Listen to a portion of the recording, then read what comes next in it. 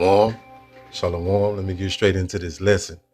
All right. So I'm going to get into this book. I'm going to pull an excerpt out of this book. Right. And showing how you devils really get down. It says the dumbing down of so-called Black America. Right. So let's get into this book. And I'm going to get into some precepts. And I'm going to a few other things. Let's get into chapter 1. Cut this off. Right. So this will be chapter 1. Okay, I'm going to read it. At the very top, it says Africans, which I'm going to get into that as well. Africans, there's no race of people in the Bible called Africans.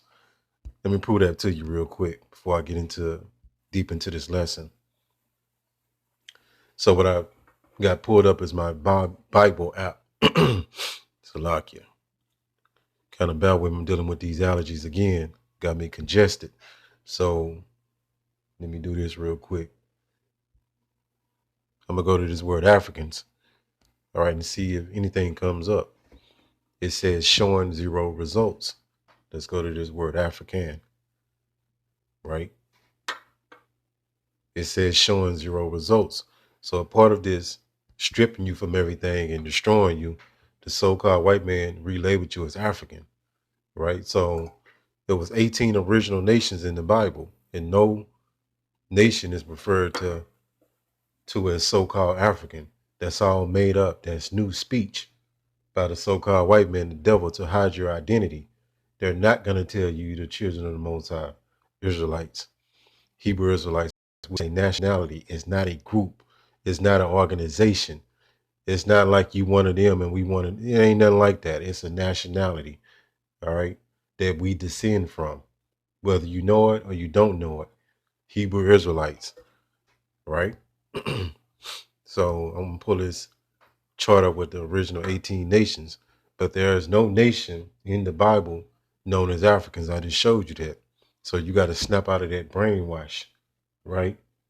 And what happened is our people's minds been conditioned for so long that most of them can't snap out of that spell. It's too powerful, man. Right here. These the original 18 nations out of the Bible, right? And this is what we descend from, be at the very top. Israel. How you said in the Hebrew tongue, which is the ancient Hebrew or the Paleo Hebrew, not modern Hebrew, it's Yasharallah, right? That's going back into Israel. That's what that means. You see, number 2, white man, Adawam, which means Edom in the Hebrew tongue. That's how you say it in Hebrew tongue, Adawam. And so on and so forth. But you see, it ain't no nation known as Africans here, right? Again, that's new speech to keep you lost from waking up to who you really are, right? And after the flood, the 3 sons that populated the earth back was Ham, which would be the so-called African nations, right?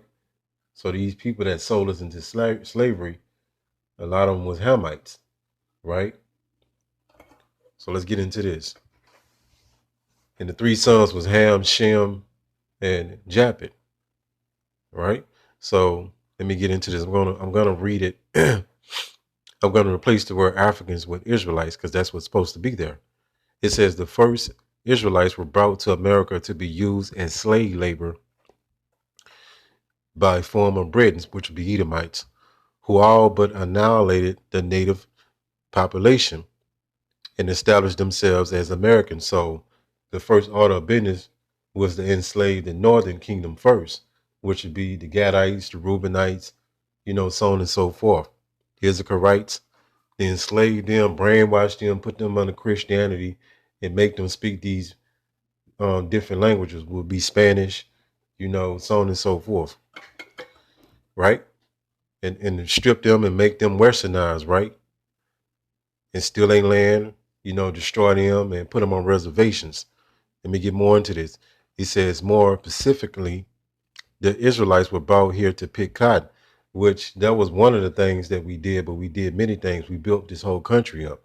We just wasn't in the South picking cotton. That's another misconception. We did many things, right? Our people built this whole country up, and the wealth you see today is directly because of us. Think about that for a minute. It says around the time America gained its independence from Britain, Cotton was very much in demand throughout the world, used mostly for making clothes, and the American South was fertile and perfect for growing. It says the only problem was they needed bodies to pick it, bodies who could handle the working in the hot sun all day.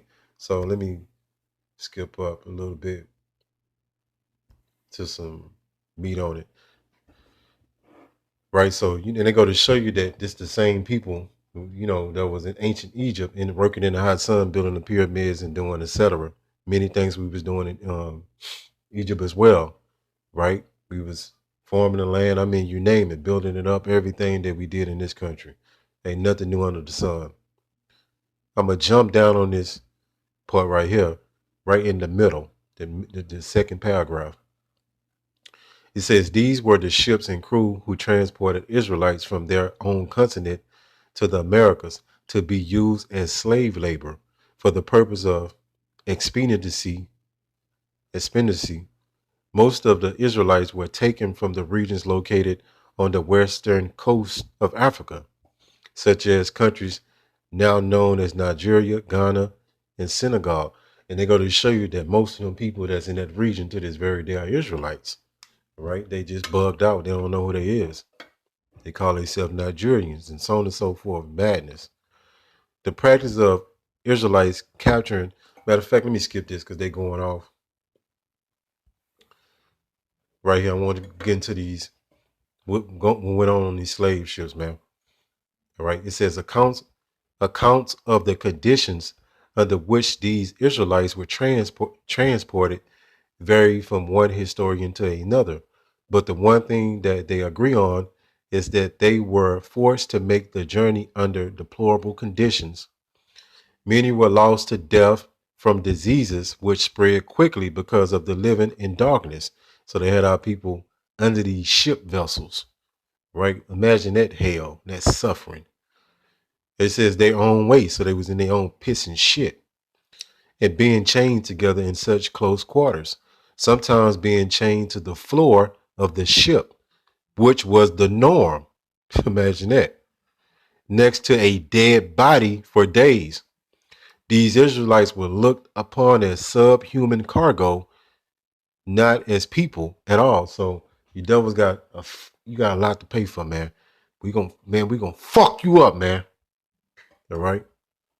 It says, rather than living under these circumstances, many of the Israelites chose to commit suicide.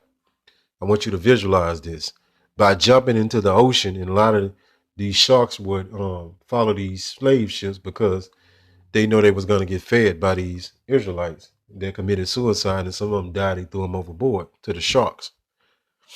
Check this out. It says sometimes they would refuse to eat and succeed at suicide that way.